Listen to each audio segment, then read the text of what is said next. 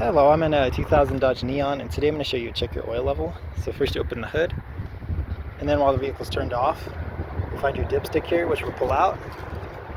And then from here, wipe it clean with a rag or paper towel, and then we'll stick it back in. And then pull it all the way back out again.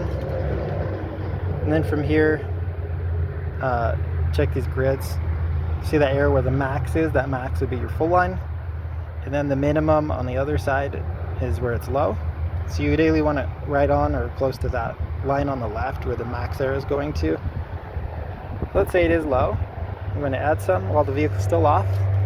Put this back in. And then right here is where you'd add your new oil. Double check your owner's manual, a good online source. Make sure you have the best type of oil. And ideally you want to use the same type of oil, synthetic, conventional, and brand of oil you've been using. Better not to mix and match if you can help it. Here you'll unscrew, and either the funnel or straight from a quart jug, just fill as needed. Try not to overfill as well because that could cause issues. Once that's full, screw this tight. And then I'd start the vehicle, run the motor for like 5 seconds to sort of circulate that new oil, and then turn it off. And then repeat the process we did in the very beginning with this dipstick to see if we're on the full mark now.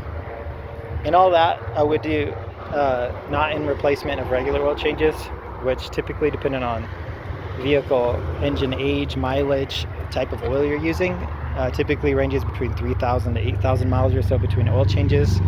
And to do those, often you'll put the vehicle on a slight lift so you can get underneath to where the oil pan is. Pull the old oil plug there to drain the old oil out. Replace any filters as needed. Screw the oil plug back in nice and tight.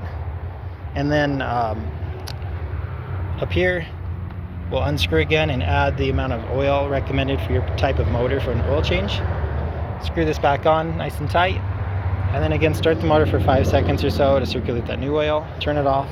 And then repeat the process from the beginning with this dipstick to see if we're on that full mark. But I hope this was helpful. Hope you have a wonderful day.